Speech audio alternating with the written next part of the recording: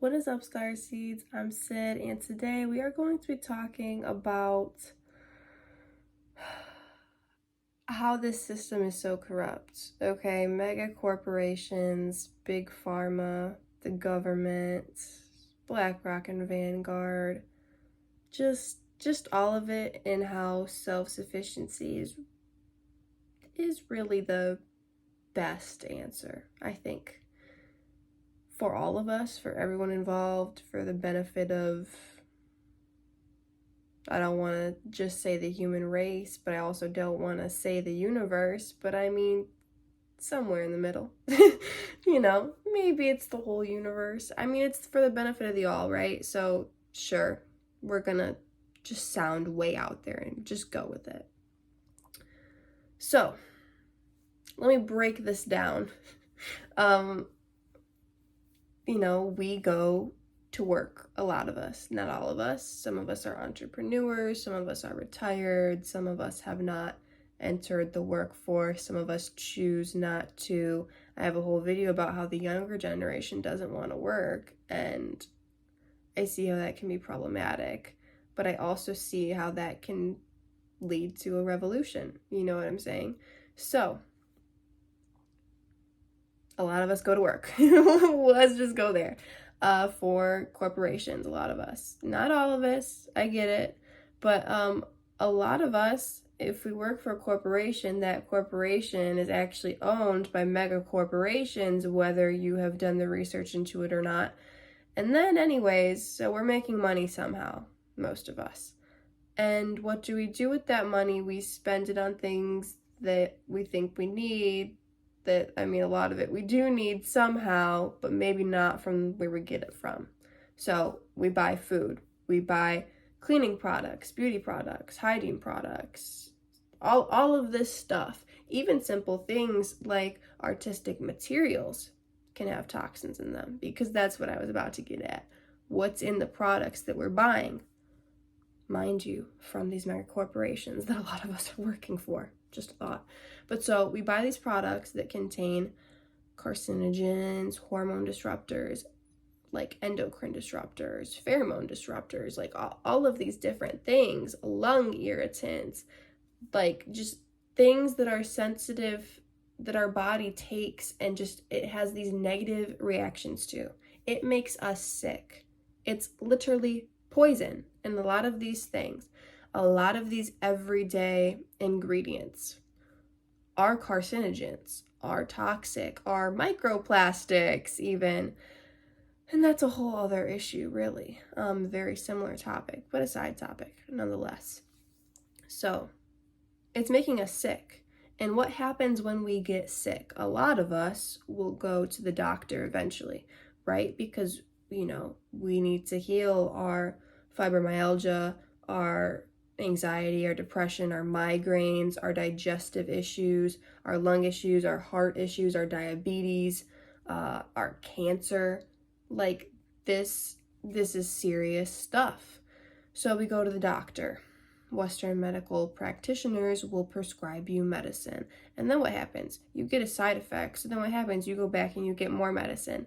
And so who are you giving your money to then? It's the people who own the medicine companies.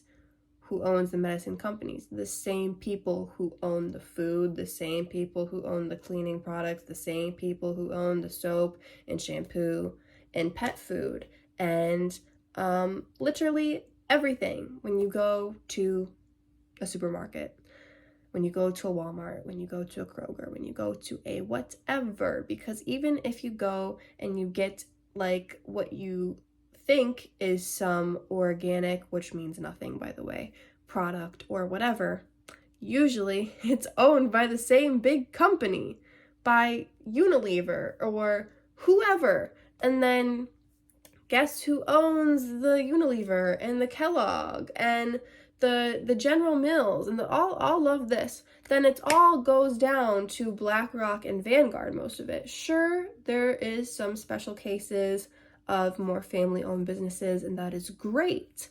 However, most of it is all owned. The largest share of the company is usually owned by either BlackRock and or Vanguard. So then who votes on all of this important stuff for the company? It's them. And then who is BlackRock and Vanguard? I don't know. I would love to know, but I can't find it. If you can find it, let me know. But it's got to be the richest people, because they got to be the richest people, right? So then this goes back to who owns the government, who's regulating what medical drugs are sellable, who's regulating what is taught in not only school for kids, but what's taught in medical school in specific. Who regulates it? The government. And so who runs the government? Money. The Federal Reserve. Who runs the Federal Reserve? Big oil. Who is big oil? Probably the same people who own BlackRock and Vanguard. And then it all comes back to these rich people. They're the ones running the government. They're the ones running the schools. They're the ones running the businesses. And heck, debatably, they're the ones running the church. They're the ones obviously running big pharma, big corporations, big food, big literally everything. Everything that you need to survive is ran by these multi-billion-dollar corporations. And then the identities are hidden, and it doesn't really matter exactly the name of these people. Debatably it does. However, we don't have to agree to this narrative. We are powerful humans. We are a very powerful race of beings. We have some lower vibrational beings DNA within us and some high vibrational beings DNA within us, a lot of it actually. So we are this mix. I've done a video on how humanity's destiny is very great, and it's because we have so much potential. We are such a unique being. We were genetically modified by so many species from our original form that was honestly awesome how it was as a human, but I'm also grateful for this gift of rapid evolution, because that's who we are today, and that's what we agreed to be in these bodies in this life right now. Didn't want to get super spiritual in this video because it's more about survival, but I wanted to say that, you know, it's our destiny to be self-sufficient and to, I don't want to have to say rebel or revolt, but just start this positive, beneficial for the all revolution, right? This is what it all gets back to, baby. We have the power. It's not even like, oh, we can do it like it's so far out of reach, but we can do it. Like, no, it's very within reach. We like things convenient. We like things easy. We like things readily accessible. We live in a convenient society. I don't want to say that's our issue, but that's why we're stuck. It's not that hard to shift gears out of it, though, if you really just take a moment, take a few moments, whenever you get a few moments, to think about it. What do we need to survive? Shelter, food, water, clothing, hygiene, cleaning, medical care, and then eventually we can get into the more creative arts and whatnot to, you know, make us happy, because then therefore we will be healthier, and all of this. So we can shift gears from buying the toxins and the poisons. We can instead, if we still don't have time to make our own stuff or to get locally from someone in our community, then we can just buy from the smaller businesses, the more family-owned, at least just the lesser of the evils, but then work your way to like making it yourself or having your neighbor make it for you and trading for something that you know how to make. You know what I mean? Your neighbor knows how to make soap and you know how to make shampoo. Bada bing, bada boom. You know how to make a certain food and your neighbor knows how to make a certain food. Trade it. You don't know how to make a certain food, they know how to make deodorant or toothpaste or whatever, because we need to eliminate slowly, right? Because I'm all about eco-friendliness too, so it's like I'm still using body wash that has terrible crap in it, if you want, you can throw the terrible crap away and get something better. But I know for me, I'm just gonna phase out. Like, I'm done with my terrible crap shampoo. I'm using good shampoo now, from a much smaller company who, as of right now, I believe is a, reliable company, not ran by corrupt billionaires. So I'm, when I run out of something, because I'm someone who has stock piled up, especially on like things like shampoo and body wash. So once I ran out of my shampoo, I switched to a better shampoo. And once I do run out of my body wash, I have a good body wash to use.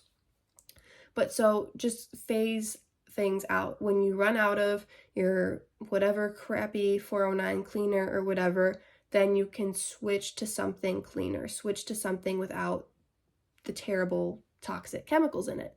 And it's not just that. So it's create a hustle.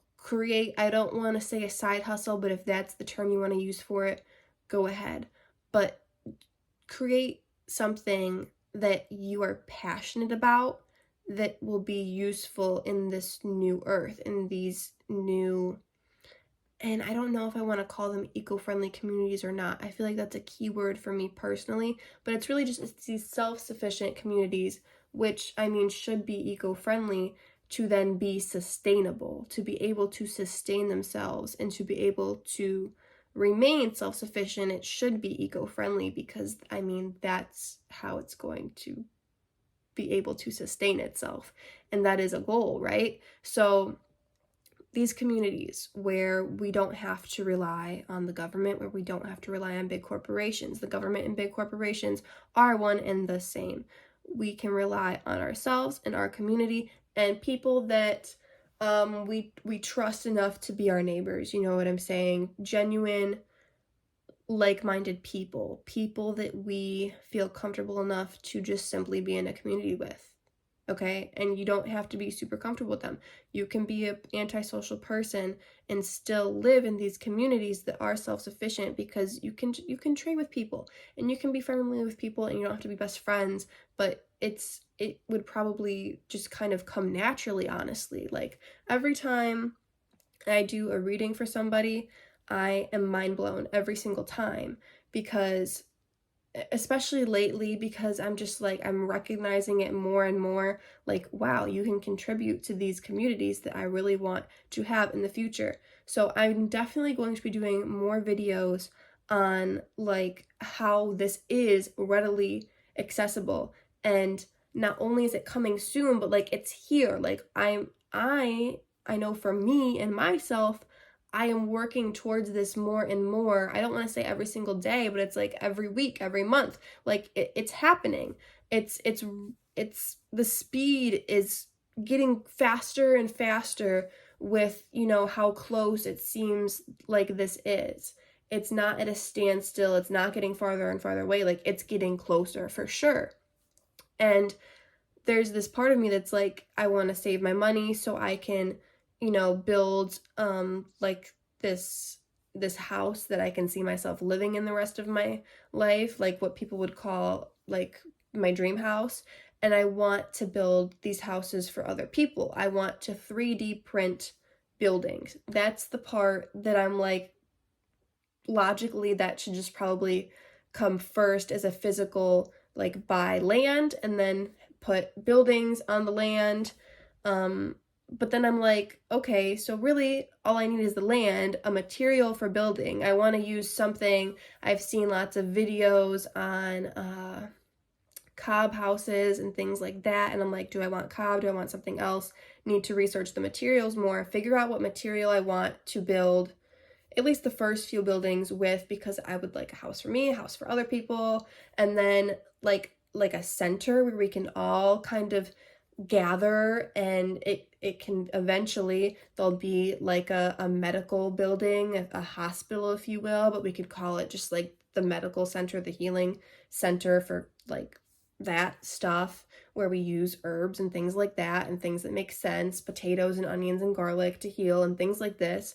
And then, obviously a building for gathering and cooking all together, and a building for like indoor gardening and like everything that we need. And we can eventually have like a community library of, I don't know, survival gear and books and anything that we want, we can have. Like, but I just need a material and someone who knows how to build it and someone who can like engineer and design and create these like irrigation systems that I'm thinking of, where we can use rainwater and, you know, clean it, like boil it, filter it somehow, and use that for like the showers and the sinks and the toilets or whatever, and have like a system, like a gray water system.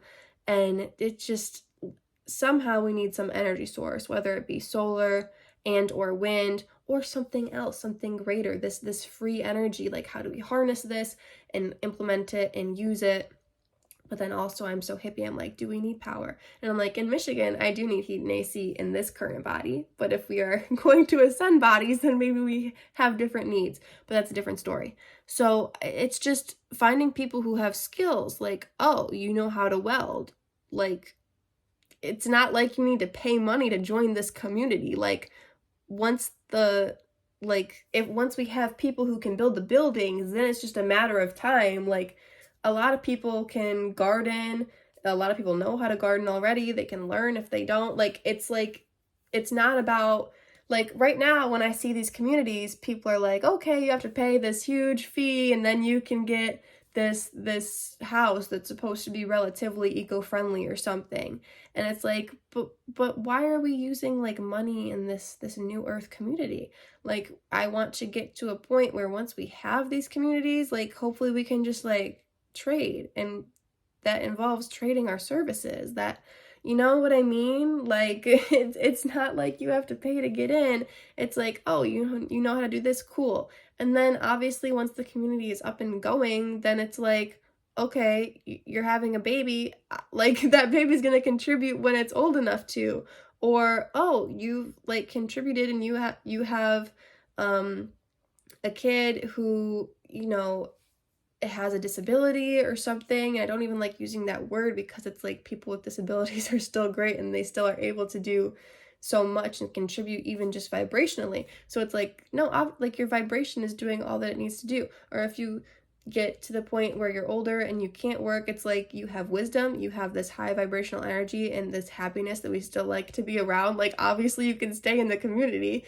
And it's just like, once these communities are up and going, it just kind of makes sense to me that they'll continue to be self-sufficient, because it's not going to be like, okay, well, you have to go to work 9 to 5 and you have to do this job that you don't like doing. It's like, no, you're going to be doing things that you're passionate about. Eventually, you're going to be selling art. You're going to be like, you won't have to, it won't be that hard to maintain. Like, you'll just have to maintain the food. And it's like, I feel like there's going to be enough people who are passionate about gardening that they'll want to upkeep the garden. You know what I mean? So many people.